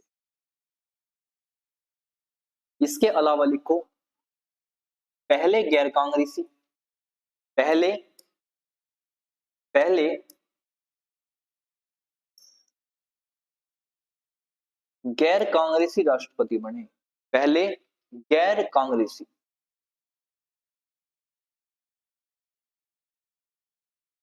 राष्ट्रपति बने कौन नीलम संजीव रेड्डी। इसके अलावा आप मुझे बताओ लिखो ये अब पहले जब गैर कांग्रेसी थे और पहले कौन थे भैया जी आंध्र प्रदेश के सीएम भी थे। लिखो ये पहली बार चुनाव हारे थे। चुनाव हारे थे कब जब राष्ट्रपति के लिए चुनाव लड़ा था इससे पहले ही चुनाव हार चुके थे। इसके बाद आप बताओ जो हमारे वर्तमान करंट में जो राष्ट्रपति है वो कौन है। लिखो 2025 में 15वें क्रम के राष्ट्रपति कौन से क्रम के याद रखना बच्चों 15वें क्रम की राष्ट्रपति द्रौपदी द्रौपदी मुर्मू है। इस राज्य की राज्यपाल रही है मैंने बताया था आपको भैया जी झारखंड की 2 बार लगातार राज्यपाल रही। कौन कौन जो वर्तमान राष्ट्रपति द्रौपदी मुर्मू 15वें क्रम की भारत सरकार में है। इतनी क्लियर इतनी बात। तो बताओ फिर मुझे पहले राष्ट्रपति कौन थे यही बताओ क्या थे पहले राष्ट्रपति कौन थे। प्रथम राष्ट्रपति क्या लिखोगे बाबू भैया जी चेंज हो जा प्रथम राष्ट्रपति। प्रथम राष्ट्रपति क्या बोल लोगे डॉक्टर राजेंद्र प्रसाद। डॉक्टर राजेंद्र प्रसाद। फिर बताओ मुझे इसे रफ कर दूं इतना डाटा देखो पहले रफ कर रहा बच्चा ऊपर से मैं इसी बारे में लिखवाने और चीज फिर जगह नहीं बोर्ड पे। तो आओ बताओ तुम मुझे लिखो प्रथम मुस्लिम राष्ट्रपति। मुस्लिम राष्ट्रपति क्या बोल लोगे भैया जाकिर हुसैन। जाकिर कौन से थे भैया जाकिर हुसैन। प्रथम मुस्लिम राष्ट्रपति। और बताओ लिखो प्रथम महिला राष्ट्रपति कौन थी भैया प्रथम महिला राष्ट्रपति प्रतिभा देवी सिंह पाटिल। कौन से क्रम की 12वें क्रम की। तो आओ फिर लिखो प्रतिभा देवी पाटिल। प्रतिभा पाटिल कौन से क्रम की, याद रख लियो, 12वें क्रम की। इसके बाद आओ, इसके बाद लिखो आप थर्ड, लिखो पहले प्रथम दलित राष्ट्रपति, प्रथम दलित राष्ट्रपति लिखो के आर नारायण, के आर नारायण। के बाद में लिखो फिर यहाँ पे फोर्थ 11वें क्रम के राष्ट्रपति, बड़े पूछे जा बच्चा परीक्षा में, 11वें क्रम के राष्ट्रपति बोले तो 11वें नंबर के राष्ट्रपति कौन थे, कौन थे 11वें क्रम के राष्ट्रपति, भैया जी अब्दुल कलाम आजाद, 11वें क्रम के राष्ट्रपति। लिखो एपीजे कलाम, और लिखो, लिखो यहाँ पे फिर फिफ्थ, लिखो लगातार 2 बार राष्ट्रपति, लगातार 2 बार राष्ट्रपति कौन रही, भैया जी डॉक्टर प्रसाद, राजेंद्र प्रसाद, डॉक्टर राजेंद्र। कितनी बार, भैया 2 बार। और सबसे लंबा कार्यकाल भी इनका ही है, लिख लो फिर, सबसे लंबा कार्यकाल किस राष्ट्रपति का, सबसे लंबा कार्यकाल क्या लिखोगे, किस राष्ट्रपति का है, राजेंद्र प्रसाद का।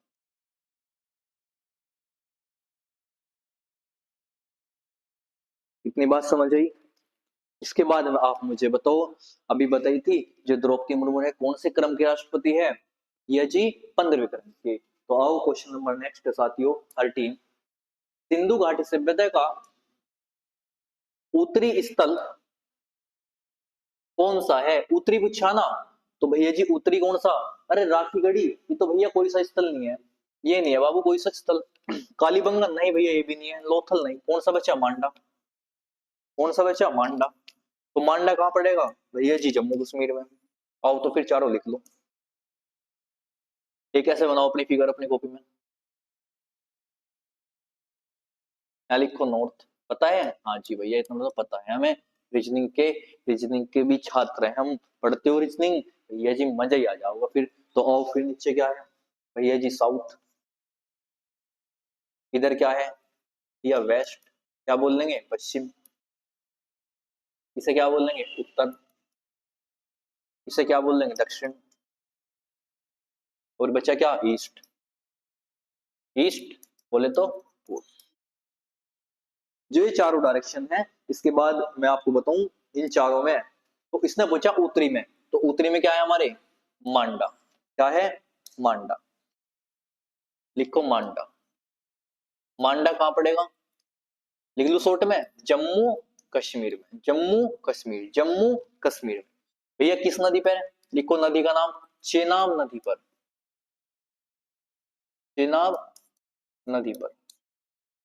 इसके बाद में आओ, इधर कौन सा, पूर्व में हमारा लिखो आलमगीरपुर, क्या लिखोगे, पूछेगा सिंधु घाटी सभ्यता का पूर्वी स्थल कौन सा, तो आपका जवाब आएगा आलमगीरपुर, उत्तर प्रदेश, मेरठ, हिंडन नदी पर। तो आलमगीरपुर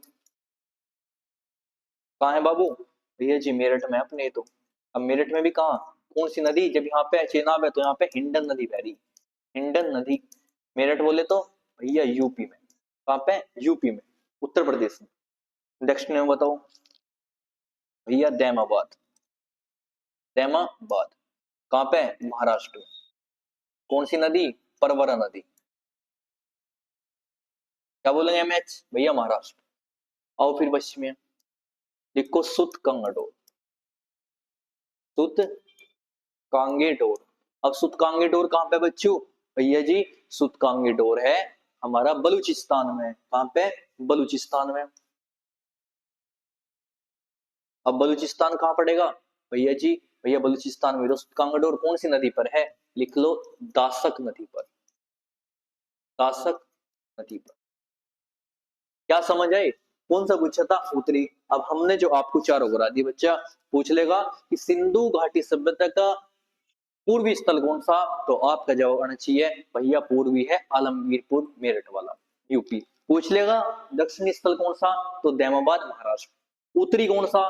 तो बताओ बैकग्राउंड में कौन सा भैया उत्तरी है? उत्तरी है हमारा कौन सा भैया जी? उत्तरी हो जाएगा मांडा, जम्मू कश्मीर, चेनाब नदी। पूछेगा दक्षिणी कौन सा? भैया दक्षिणी बताया तो अभी आप तो बताओ फिर पश्चिमी कौन सा? कांगड़ और बलूचिस्तान भैया जी दासक नदी पर। इतनी बात क्लियर, इतनी बात क्लियर। तो चले नेक्स्ट क्वेश्चन। तो क्वेश्चन नंबर 14 है साथियों, निम्नलिखित में से कौन सा लोक नृत्य त्रिपुरा राज्य से संबंधित है? भैया त्रिपुरा कहाँ पे? त्रिपुरा राज्य का बताओ। नहीं है ये पूछा बच्चा, कौन सा नहीं है? तो भैया जी दोनों ही ना है, याद रख लियो। कौन से दोनों ना है? तो फिर ये कहाँ का वांगला? लिखो वांगला, मजे आगे भैया जी। क्या आगे? वांगला। बंगले में जाके क्या आगे? मजे आगे। अब जब तुम भैया जी बंगले में लेट जाओगे तो मजे ना आ जाओगे, तो क्या बोलोगे? वांगला। तो बंगले में जाके क्या है? मजे आगे मेरे तो मिजोरम। क्या बोलोगे? मिजोरम।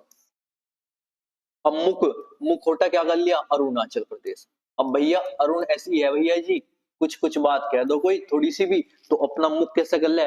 उखटा सा कर ले। तो मुखोटा नृत्य कहाँ का? अरुणाचल प्रदेश का। कहाँ का? अरुणाचल प्रदेश का। तो इसके बाद और कौन सा है भैया जी? युद्ध होवेगा। अब युद्ध नृत्य कहाँ का? भैया ये भी तो यहाँ का ही है। युद्ध नृत्य कहाँ का? अरुणाचल। आप जब युद्ध में जाओगे ना, अब अरुण नाम का लड़का है भैया, अब अरुण नाम का लड़का है भाई, अब भैया अरुण नाम का लड़का युद्ध में गया। कहाँ गया? युद्ध में गया। तो युद्ध कहाँ से? अरुणाचल प्रदेश से। जब ये युद्ध में पहुंचा तो युद्ध में क्या करेगा? अपने मुख पे भैया जी मुखोटा पहन लेगा। मुखोटे से मतलब है अपने जो फेस है उसको उसको क्या कर लेगा भैया? कवर कर लेगा, कवर कर लेगा। तो मुख पहले युद्ध नृत्य है, तो मुखोटा कहाँ से है भैया? ये भी अरुणाचल प्रदेश से है। तो अरुण क्या करेगा भैया? युद्ध में जा रहा, तो युद्ध में क्या पहन के? मुखोटा पहन के। और वहां पे जब युद्ध होवेगा तो भैया जी रिकम पाड़ा, रिकम पाड़ा वहां पे युद्ध होवेगा। हाँ जी। तो रिकम पाड़ा नृत्य कहाँ का भैया? ये भी अरुणाचल प्रदेश का। क्या लिखोगे? रिकम पाड़ा, रिकम पाड़ा। तो भैया जी रिकम पाड़ा वहां पे भगदड़ सी मच जाएगी। हाँ जी, कोई इधर को भाग रहा युद्ध में, कोई इधर को भाग रहा युद्ध भूमि में। तो रिकम पाड़ा कहाँ का भैया? अरुणाचल प्रदेश। तो बताओ एक बार आइस क्लोज करके, अरुणाचल प्रदेश की कौन सी नृत्य है भैया जी? मुखोटा है। हाँ जी, अरुण नाम का लड़का क्या पहनेगा? मुखोटा। क्यों पहनेगा? युद्ध भूमि में जा रहा। क्यों? रिकम पाड़ा वहां पे। इतनी बात समझ आई? तो वांगला मजे आ गए भैया बंगले में जाके। तो इसने पूछा था जो त्रिपुरा के लोक नृत्य नहीं है, तो नहीं है तो भैया जी होजगरी है। हाँ जी, गरिया है। हाँ जी, तो और लिख लो फिर, लिखो हिक हिक। कौन सा है? हिक हिक। अब हिक हिक भी कहाँ का भैया जी? ये भी हिक हिक भी त्रिपुरा का है। होजागिरी। अब लिख लो त्रिपुरा की ओर भैया, त्रिपुरा की ओर लिख लो वेलकम। आओ करो हमारा वेलकम। कैसे कहोगे? आओ करो हमारा वेलकम। तो वेलकम नृत्य कहाँ का भैया? ये भी तो त्रिपुरा का ही है। तो इसके बाद हिक हिक भी कहाँ का भैया? हिक हिक करेगी जब वेलकम करेगी तो भैया, तो कैसे करोगे? हिक हिक करेगी। तो वेलकम मिजो कहाँ का? त्रिपुरा। हिक हिक त्रिपुरा। होजागिरी त्रिपुरा। इसके बाद बताओ ये वाला कौन सा? गरिया नृत्य भी तो त्रिपुरा का है। कंडीशन समझ आई? अरे मेरे छात्रों बताओ तो एक बार। तो नेक्स्ट क्वेश्चन है साथियों, क्वेश्चन नंबर 15, निम्नलिखित में से कौन सी फसल खरीफ फसल, क्या बोला? कौन सी फसल खरीफ फसलों का उदाहरण है? चना नहीं भैया, कपास। क्या है? कपास। अब तीनों फसल लिखवा रहा हूं, नोट्स बना लियो। एक क्वेश्चन आएगा बच्चा, लिख लो। पहले रबी फसल, रबी लिखो। रबी फसल कौन कौन सी हो गए? लिखो। रबी फसल में लिखो भाई, चना, मटर, जौ, गेहूं। जई हुआ है भाई तुम्हारे यहाँ? है बच्चा? बताओ आपके यहाँ जई हुआ है?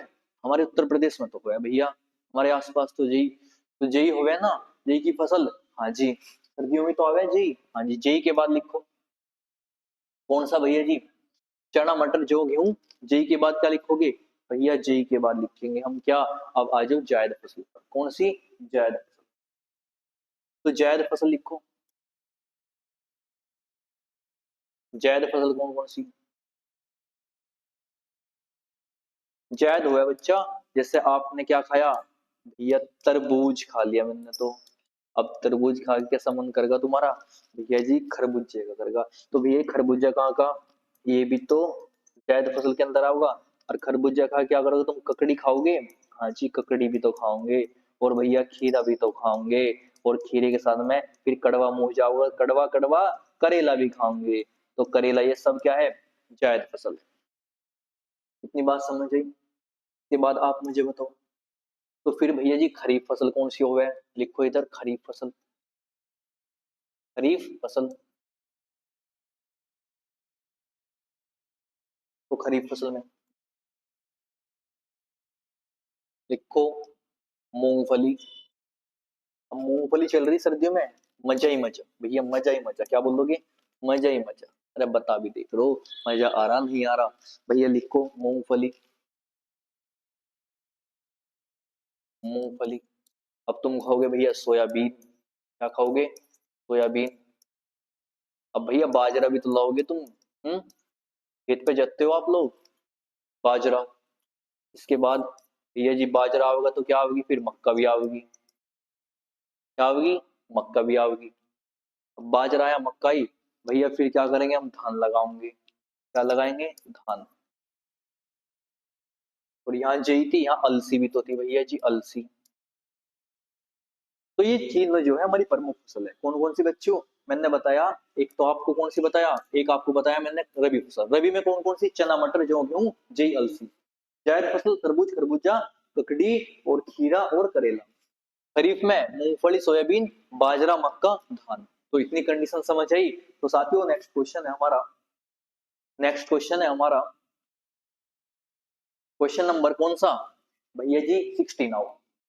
भारतीय खाद्य निगम, भारतीय खाद्य निगम क्या बोला, किस वर्ष स्थापना हुई, 1955, 45। अच्छा बताओ, खाद का यूज करो हम लोग, आप लोग, हाँ जी करें भैया। एक तो हमारा है बायोडाइवर्सिटी वाला, जो नेचुरल खाद है, लेकिन ये कौन सा फिक्को वाला, कौन सा फिक्को, जो सा आपने देखा खेतों में गेहूं के बाद में गिरा है वो वाला। तो इसकी निगम की स्थापना कब हुई, तो आप बताओगे मेरे भाई, कब हुई, 1965। लिखो 14 जनवरी 1965। भैया हेडक्वार्टर कहाँ है इसका, कहाँ से आवे हमारे गांव देहात तक ये चीज, हेडक्वार्टर लिखो बच्चों, दिल्ली से आवे चल के, कहां से आवे, दिल्ली से। स्थापना किसने करी थी, लिखो अशोक कुमार मीना। क्या लिखोगे, अशोक कुमार मीना। और आप लोगों को बताऊं, वर्तमान तो हेडक्वार्टर कहाँ है इसका, नई दिल्ली में, लेकिन पहले कहाँ था इसका जब स्थापना हुई थी, चेन्नई में। याद रखियो कहाँ था, चेन्नई में। क्या याद रखोगे, चेन्नई में था हेडक्वार्टर पहले। पूर्व हेडक्वार्टर कहाँ था भैया, चेन्नई में। अब कहाँ है, नई दिल्ली में। इतनी बात समझ आई। तो चलिए नेक्स्ट क्वेश्चन साथियों, आओ फिर क्वेश्चन नंबर 17 है, निम्नलिखित में से कौन सा विजयनगर साम्राज्य का अंतिम राजवंश था। कौन सा पूछ लिया बाबू, विजयनगर साम्राज्य कौन सा था भैया, संगम नहीं, अराविदु वंश। कौन सा, अराविदु वंश। मैं चारों वंश लिखवा रहा आपको, लिखो चारों। कितने वंश हुए इस पे, चार वंश हुए। पहला लिखो संगम वंश, दूसरा लिखो, दूसरा क्या लिखोगे, सालू वंश। यानी कि संगम वंश के बाद कौन आया, सालू वंश। इसके बाद लिखो थर्ड, स्लू वंश। और जो अंतिम हुआ, मैं आप लोगों को बताऊं, विजयनगर साम्राज्य पर जो अंतिम वंश हुआ वो हुआ कौन सा, अरविदु वंश, जिसे बोलते हैं अराविडु बोलते हैं, अरविदु वंश हुआ।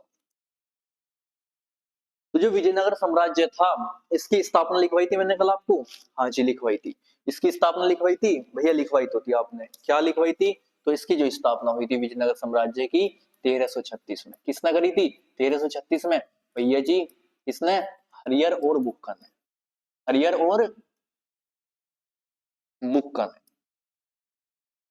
अब जो ये हरियर और बुक्का थे, इन दोनों ने, दोनों भाई थे रियल भाई, हरियर और बुक्का ने अपने पिता के नाम पर क्या रख दिया था भैया जी, अपने पिता के नाम पर संगम।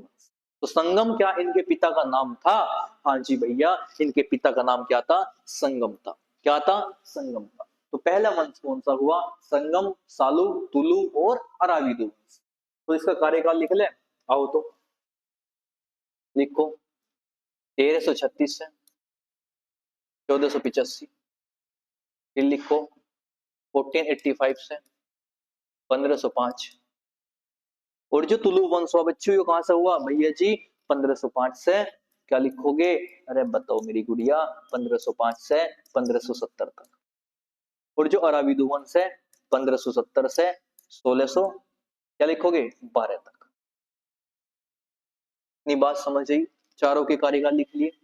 आओ नेक्स्ट क्वेश्चन है साथियों, तो संगम वंश कौन सा हुआ भैया, ये तो पहला है, कौन सा फर्स्ट है, और सुलु वंश कौन सा सेकंड है, तुलु वंश कौन सा थर्ड है। इतनी बात समझ आई, यानी कि फर्स्ट सेकंड और थर्ड, इतनी कंडीशन समझ आई। तो क्वेश्चन नंबर नेक्स्ट है साथियों, क्वेश्चन नंबर 18 है, स्वच्छ भारतीय नागरिक पुरस्कार भारत रत्न निम्नलिखित में से किस वर्ष में आरंभ किया गया। तो आप मुझे बताओ जो भारत रत्न है, तो जो भारत रत्न है किस वर्ष लागू किया गया था, तो मैं आप लोगों को बताऊं जो भारत रत्न है वो 1954 में, कब हुआ बच्चों 1954 में। जो 1954 है, क्या इसमें भारत रत्न की स्टार्टिंग हुई थी, हाँ जी भारत रत्न की स्टार्टिंग करी गई थी 1954 में। इसके अलावा मैं आप लोगों को बताऊं तो लिखो भारत रत्न अब 1954 में भी किसे किसे दिया गया, तो बच्चा 2 जनवरी, क्या लिखोगे 2 जनवरी 1954 को 3 व्यक्तियों को मिला। किसे, 3 व्यक्तियों, पहले व्यक्ति कौन थे, तो जो आप पहला व्यक्ति लिखोगे इसमें, पहले व्यक्ति हमारे पहले doctor Sarvepalli Radhakrishnan, doctor Sarvepalli Radhakrishnan. Second कौन थे भैया, CP Radhakrishnan, sorry CP Rajagopalachari, क्या थे बाबू, अरे भैया मक्खी मक्खी सर्दियां परेशान कर रही भाई, ये पढ़ना आ रही है आपकी तरफ, तो लिखो जी सीपी राजगोपालाचार्य, राजगोपालाचार्य।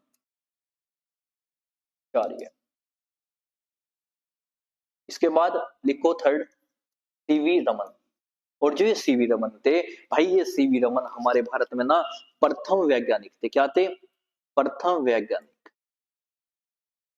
कौन थे प्रथम वैज्ञानिक भैया जी, सीवी रमन, अपने नोट्स में बना लियो, जो सीवी रमन थे ये हमारे भारत में क्या थे प्रथम वैज्ञानिक। तो भारत रत्न किसे मिला, 3 व्यक्ति को दिया गया स्टार्टिंग में 2 जनवरी 1954 को। तो भारत जो रत्न रहे किसके समान रहे, लिखो पीपल के पत्ते के आकार के सेम रहे, पीपल के पत्ते के आकार के समान रहे, कौन भारत रत्न। तो आप मुझे बताओ जो भारत रत्न है पहले प्लेयर कौन है, लिखो प्रथम प्लेयर जिन्हें भारत रत्न मिला कौन थे, कौन कौन भैया जी, कौन भैया सचिन, सचिन तेंदुलकर, कब मिला 2014 में, सचिन तेंदुलकर। इसके बाद बताओ क्या हमारे प्रथम राष्ट्रपति को मिला, हाँ जी प्रथम प्रेसिडेंट को लिख लो, कौन थे प्रथम president, doctor Rajendra Prasad, short में लिख रहा बच्चा डॉक्टर राजेंद्र प्रसाद, आर प्रसाद। तो इसके बाद आप मुझे बताओ क्या हमारे अभी 2024 में 2024-25 में किसे मिला, चौधरी चरण सिंह को, किसे मिला चौधरी चरण सिंह को, किसानों के मसीहा कहे जाने वाले और भारत सरकार में 6 महीने तक प्रधानमंत्री, जिनके पुत्र कौन है अजीत सिंह थे भाई, उनकी मृत्यु होगी। तो बताओ 2024-25 में किसे मिला, चौधरी चरण सिंह को मिला। इसके बाद आप मुझे बताओ, आप बताओ प्रथम प्रथम विदेशी व्यक्ति कौन थे जिन्हें भारत रत्न दिया गया, प्रथम विदेशी व्यक्ति पूछ लिया, बड़ा चर्चित क्वेश्चन है, विदेशी व्यक्ति जिन्हें भारत रत्न मिला, अपने नोट्स में डाल लियो भाई, प्रथम विदेशी व्यक्ति जिन्हें भारत रत्न से नवाजा गया, तो कौन थे भैया जी, कौन, अब्दुल गफ्फार खान, अब्दुल गफ्फार खान, लाल कुर्ती आंदोलन करते इन्होंने, गफ्फार खान इतिहास में पढ़ोगे आप, अब्दुल गफ्फार खान। इसके बाद में आप मुझे बताओ, लिखो प्रथम उपराष्ट्रपति कौन थे, प्रथम उपराष्ट्रपति कौन थे जिन्हें भारत रत्न मिला, भैया जी सर्वपल्ली राधा कृष्ण को मिला, सर्वपल्ली राधा कृष्णन को मिला। और बताओ भैया जी कौन थे? इतने बहुत है, अगले प्रैक्टिस सेट में करवाऊंगी। तो बताओ क्वेश्चन नंबर 18 समझ आया? तो 1954 में क्या हुआ? भारत रत्न की स्टार्टिंग हुई। कब हुई? 1954 में। भारत रत्न सबसे पहले किसे दिया गया? भैया 3 व्यक्तियों को दिया गया था। 2 जनवरी को दिया गया था। किससे? सर्वपल्ली राधाकृष्ण और सीवी रमन और भैया सी कौन? राजगोपालाचारी। तो आओ फिर नेक्स्ट क्वेश्चन है, क्या लिखोगे भैया जी? भैया भैया लिखेंगे, क्या लिखेंगे बताओ जल्दी। अरे भाई हट जाना मत की परेशान। क्या लिखेंगे? सी राजगोपाल। क्वेश्चन नंबर 19 है साथियों, दारा सिकोह के पिता का नाम, दारा सिकोह के पिता का नाम क्या था? अब बताओ दारा सिकोह कौन थे? दारा सिकोह कौन थे? कौन थे भैया जी दारा सिकोह? लिखेंगे भैया शाहजहां, इनके पिता का नाम क्या था? शाहजहां। अब शाहजहां कैसे भैया? लिखो मुगल वंश। क्या लिखोगे? मुगल वंश। क्या लिखोगे? भाजसा। लिखो भाजसा। बी से क्या बनेगा? बाबर। फिर अकबर। नहीं भैया जी, बाबर और हुमायूं, हुमायूं के बाद कौन थे? अकबर। और भैया जी अकबर के पुत्र कौन थे? अकबर के पुत्र जहांगीर, जिनका प्यार से नाम सलीम चिश्ती कह देते। तो क्या लिखोगे भैया जी? जहांगीर। क्या लिखोगे? जहांगीर। ऐसे कौन थे भैया? शाहजहां। ऐसे कौन थे? औरंगजेब पुत्र, औरंगजेब। कार्यकाल बताओ भैया जी। लिखो 1526 से 1530। अब हुमायूं का जो कार्यकाल है भैया लिखो 1530 से 1530 से 1540। जो अकबर का कार्यकाल है मैं आप लोगों को बताऊं भैया जी 1556 से 1605। इसके बाद में आप लोगों को बताऊं जहांगीर का कार्यकाल है 1605 से 1627।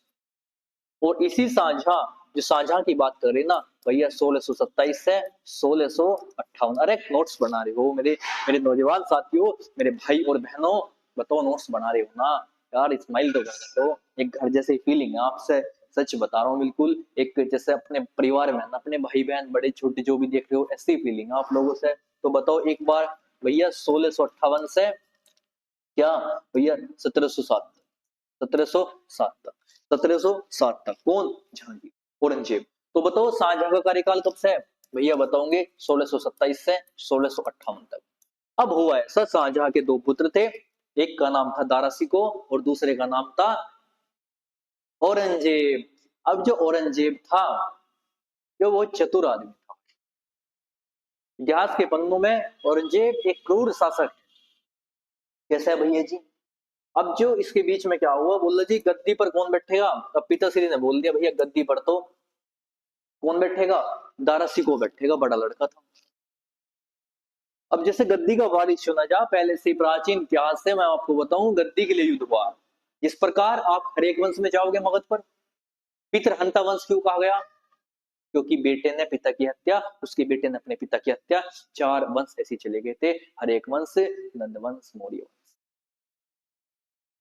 मगध पर भी वही खेल, दिल्ली सल्तनत पर भी वही खेल, सेम ऐसा यहाँ पे, यहाँ पे हुआ ऐसा। बोला दारा सिकोह बड़ा लड़का है शाहजहां का, बोले जी ये नहीं गद्दी बैठने का, गद्दी पर तो कौन बैठेगा? जहांगीर। जहांगीर बोला जी मैं बैठूंगा। अब इनके बीच में युद्ध हुआ, सामूगढ़ का युद्ध। पूछेगा सामूगढ़ का युद्ध, देखो सामूगढ़ का युद्ध किसके बीच हुआ? दारा सिकोह,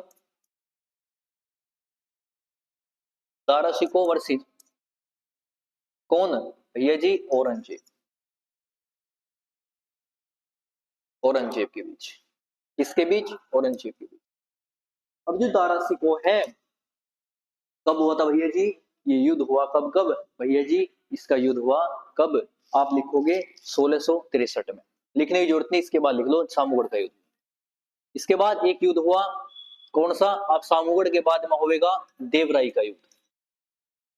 अभी युद्ध जो हो रहे, ये युद्ध क्यों हो रहे? गद्दी पे बैठने के लिए। बोला शाहजहां औरंगजेब बोल रहा था गद्दी पर तो मैं बैठूंगा, और दारा सिकों को कौन बैठाए थे? शाहजहां जी। लेकिन बैठने से क्या राजी था दारा सिको? हाँ जी।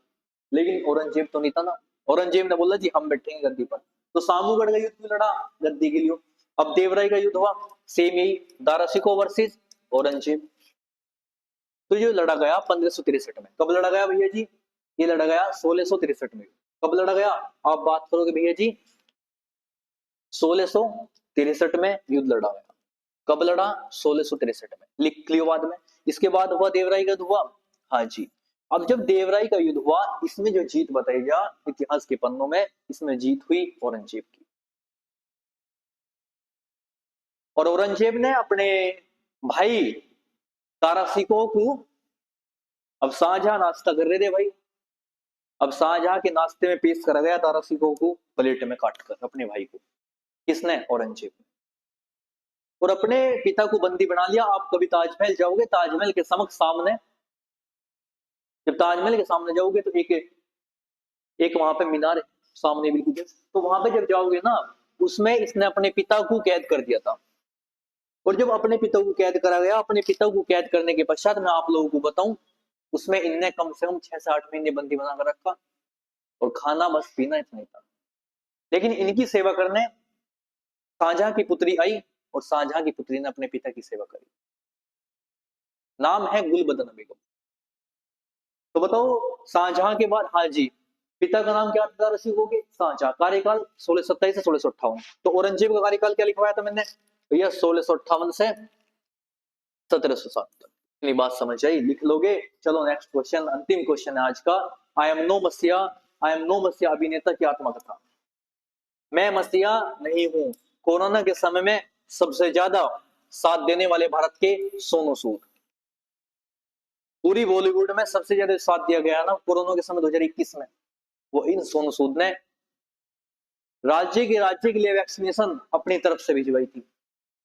तो दोस्त, इन्होंने बोला आई एम नो मसीहा, मैं मसीहा नहीं हूं। किसने? सोनू सूद ने। तो कुछ बुक्स लिख लो, इंपोर्टेंट लिखो। एन ऑर्डिनरी लाइफ किसकी? लिखो। द किस ऑफ माई लाइफ किसकी? लिखो। एन अनसुटेबल बॉय बुक किसकी? क्या बोलोगे? Unsuitable boy, unsuitable boy book किसकी? इसके बाद में लिखो। बैड बॉय किसकी? इसके बाद में लिखो। गोल्डन बॉय किसकी?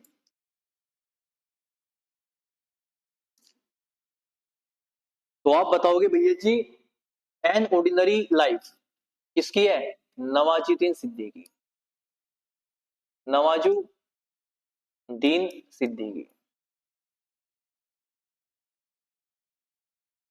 द किस of my life Imran Hashmi, इनका लड़का था, उस बीमार हो गया था, अपने लड़के के नाम पर किताब लिखी द किस of my life Imran Hashmi. सुना एक बार आजा आजा? हाँ जी, वही सॉन्ग तो है इमरान हाशमी का। के बाद आप मुझे बताओ अनसुटेबल बॉय। अच्छा आप बताओ, ऐसा कौन है जो अनसुटेबल बॉय कहलावे? मतलब हमेशा हरकत हरकत अलग ही है उस व्यक्ति। तो लिखो करण जौहर। क्या लिखोगे? करण जौहर, करण जौहर। के बाद में बताओ बैड बॉय कौन कहवे ज्यादातर मूवियों में अपने आप को बैड बॉय? गुलशन ग्लोवर, गुलशन ग्लोवर, गुलशन ग्लोवर। अब गोल्डन बॉय कौन है भैया जी?